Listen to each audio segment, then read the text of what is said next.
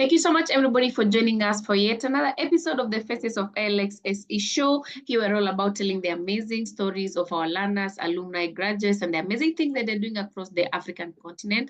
Today, we're bringing yet another episode of the portfolio project highlight, and we are bringing you the top, where we bring you the top, the projects that have been voted top or the best in our different cohorts. And before I say so much, my name is Joy Otieno. I'm going to be your host, and I'm joined by Yanga Rubushe. Hi, Yanga, how are you?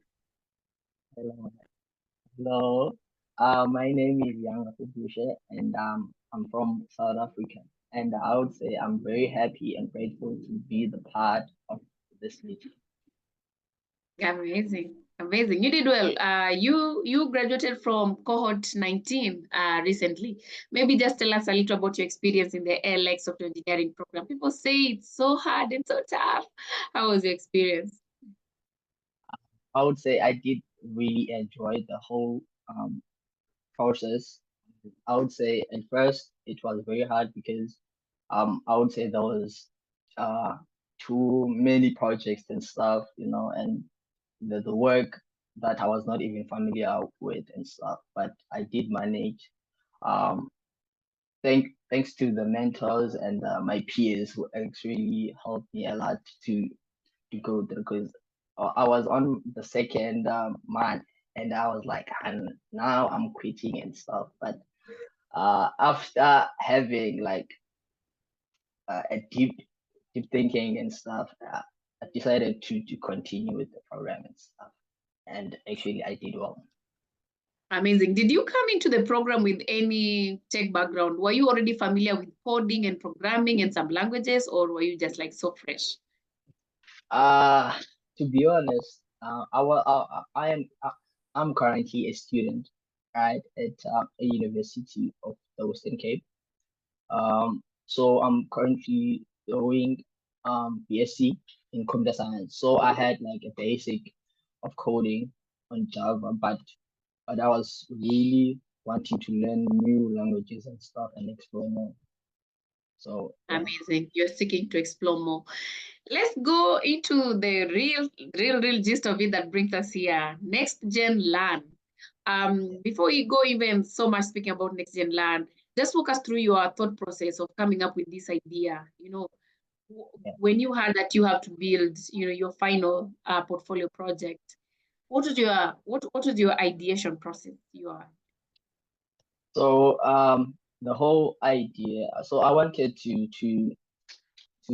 bridge the gap between the how can I put it, the personalized learning, So whereas using AI, since AI it's something that is already booming out there, so I thought of how about I build a e-learning platform whereas a person can actually um create a course of he or her choice, So I would say it was something that I had before. So yeah, so I bring the dream alive, I would say.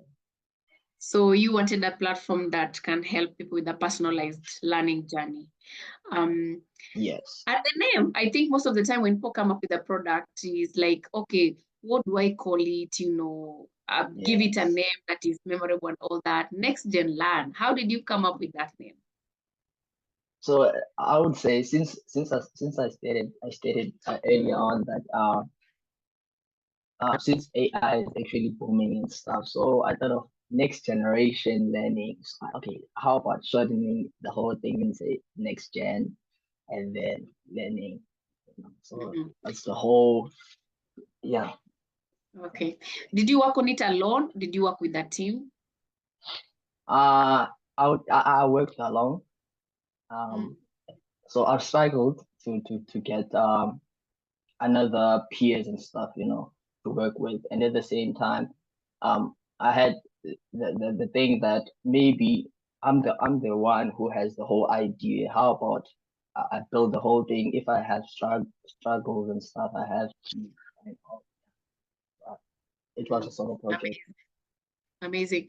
And so you worked on both the back end and the front end. You created amazing, back end. You created amazing UX and UI for the front end. Did you specialize for both back end and front end, or how did you go about it? Okay. So I would say before I joined Alex, I was very passionate with web development, right? So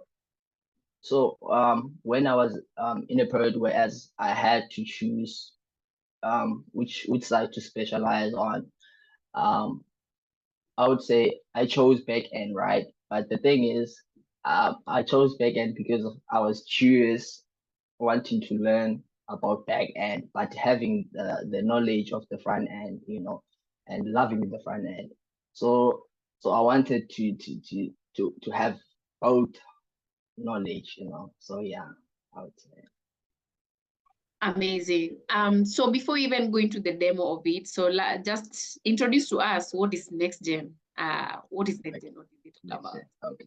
Okay. NexGen Learn, it is a platform that help users to create a course by using the AI, the support of the AI. So I used Gemini API since it is free and stuff. So to treat the whole course, the content of the course, and then I'm also using the YouTube API to retrieve some of the videos that might be suitable for the chapter and stuff. So yeah, I would say so. NexGen Learn, it is an e-learning platform for a personalized learning and stuff. It's a platform personalized learning. Okay. I think people will now be curious to know what you're talking about. So, show us all the good things about and walk us through Okay. it. So this is NexGen Learn. This is the landing page. So simple and stuff. There are a few things that I have to add and stuff. But as soon as you land, there's a sign in button and the startup. For if you have no account and stuff, you can actually press sign in and create an account by the help of Clerk, because I had no enough time, so I had like just 2 weeks to trade the whole project and stuff. So I had to integrate the other external like companies for the authentication and stuff, which is Clerk stuff. So since I already have an account, I'll show you how to log in. Okay, I'll log in using GitHub, right? I would say there are three options to log in. It is Google Authentication, GitHub, and also you can put your email, and then you will receive a token and stuff that you can post log in. So as soon as you log in, visit the dashboard and stuff. So on the sidebar having a home page, which is and then explore page. So explore page, it is all courses that were created by the other users and stuff. So you can actually access the whole courses. And then so I wanted to create a SaaS application. So whereas a user, I can like offer for basic users, the user can create just 5 courses, and then you can delete courses. You can, but let me try and create a new course. So let's try and create a new course. So as soon as you create a new course, you have to select the category. So there are four categories and stuff, which is coding, health, creative, and then cooking. So you choose the category that you want the whole course to be. So I would say like coding. and then say next, and then the topic. Maybe let me say like React, you know, React framework. And then you can actually elaborate more, but it is optional and stuff. The main thing that I actually need, it is the topic and stuff. And then next, and then this is the page where is you select the difficult levels and stuff. So I would say like maybe I'm a beginner and stuff, or intermediate, or like I would say I'm a beginner. And then there's an option where is you want your course to have videos or not, But I would say by default, the whole thing it does have videos and stuff. But I would say yes. And then duration, an hour, how many chapters? I would say maybe 8. And then it will generate the whole thing.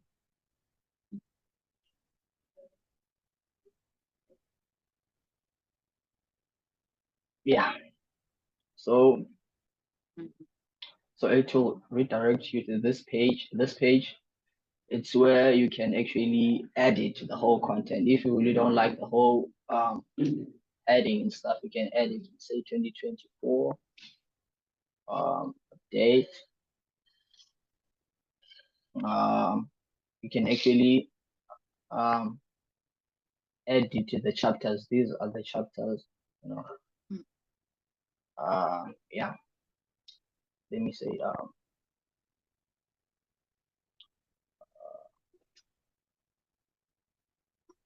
every user has this kind of edit access. Yes. Okay.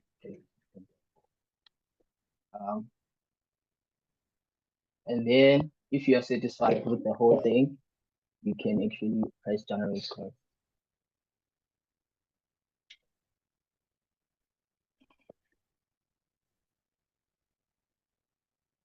And then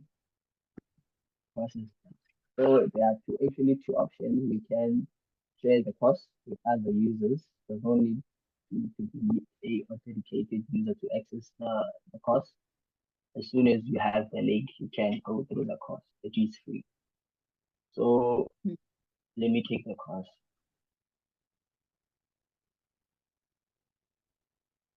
So once you have finished creating the course, then you can take the link and share it out to other people. Yes. And then they can take. Okay. Yes, they can take the course. So it's not just for your own personal, it's not just for your own personal journey, learning journey, but even educators like teachers and lecturers and whatever can use this platform to create courses and all right. Yes. Okay. So so it I would say so this is it is supposed to give like a YouTube video and stuff that is suitable for introduction and stuff, So since maybe there's no one, so it doesn't retrieve one, but there is a content about it you can go through. Okay. And then you can go to another chapter, and then it will try and retrieve, a video, which is the video from YouTube. You can play the video,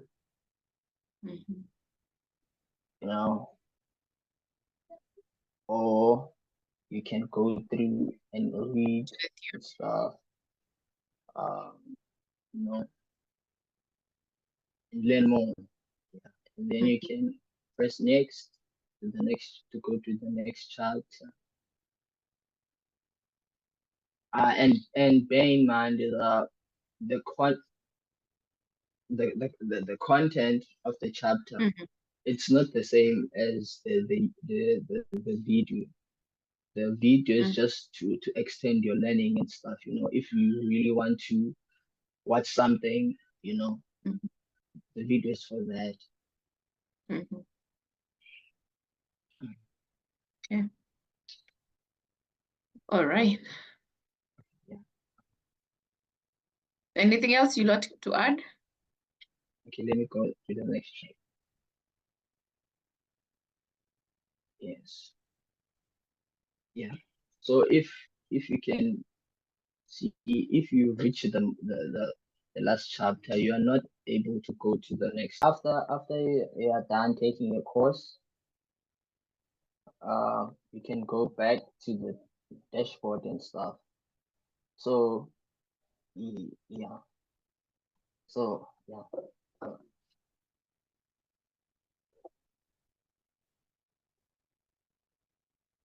And then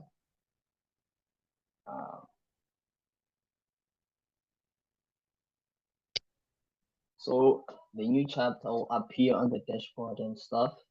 You know, the is showing how many chapters, the level, you know, and then if you can go to the explore, and then whoever is using the platform will see the chapter, the course and stuff, you know. This is and then with the name of the user. Okay, I want to take this course by Zinc.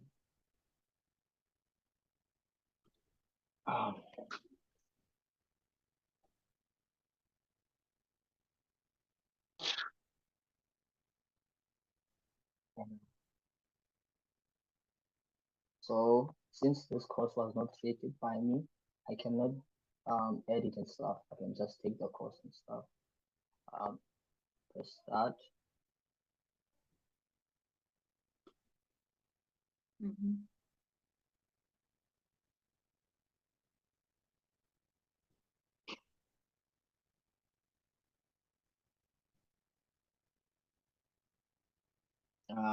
And you can actually take the course, the video, and you can read and go through, you know. Yeah, this is the whole full demo.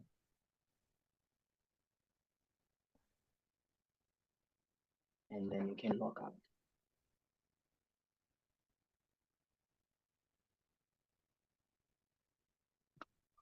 Yeah. Also, if you press here, you can actually access the full code of the whole website and stuff.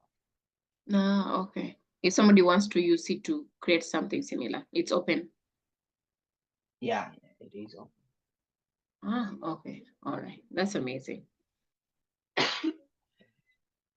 But definitely, if since I stated earlier on that I wanted to make it a SaaS application and stuff, but I would say as times goes on, I'll update things, you know.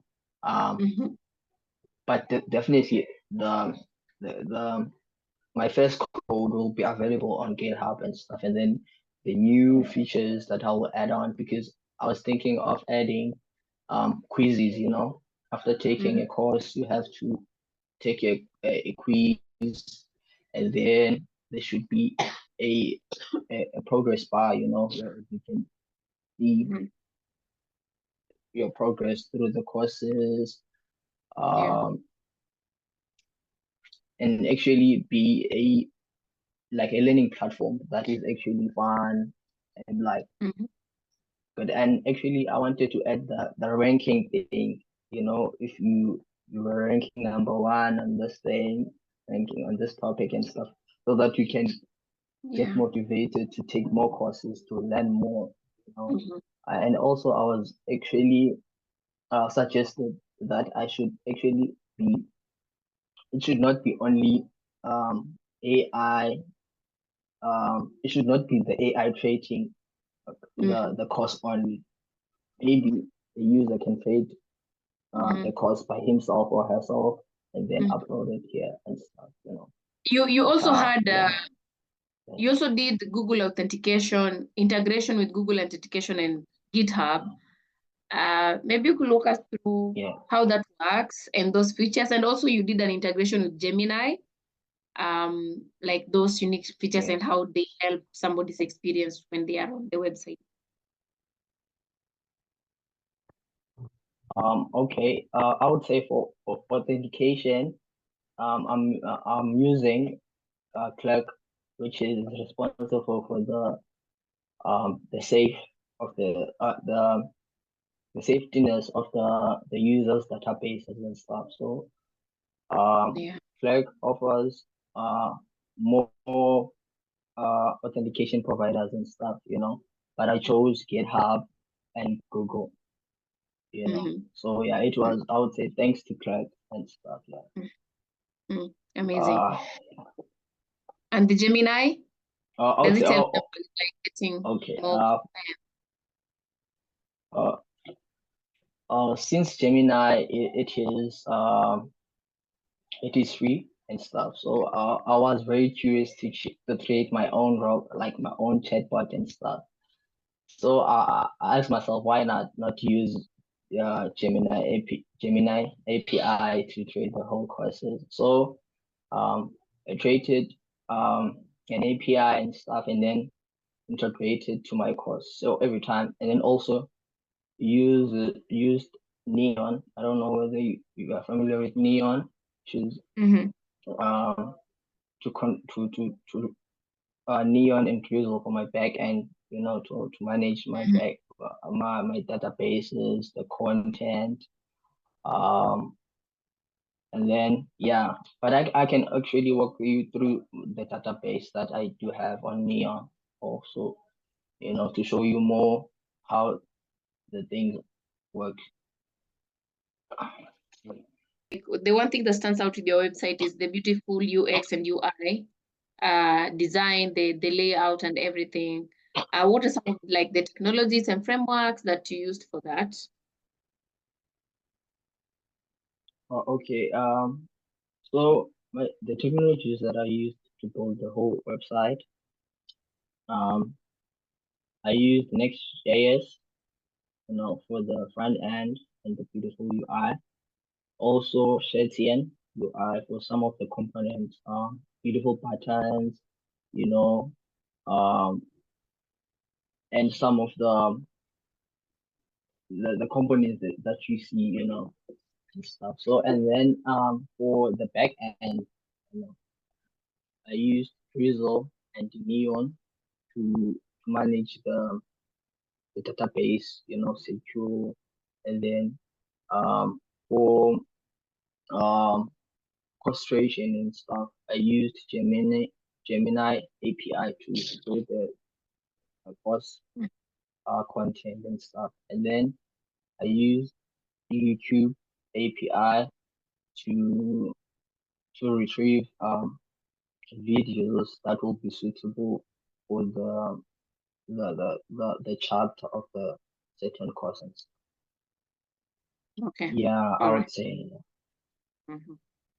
All right, that's amazing.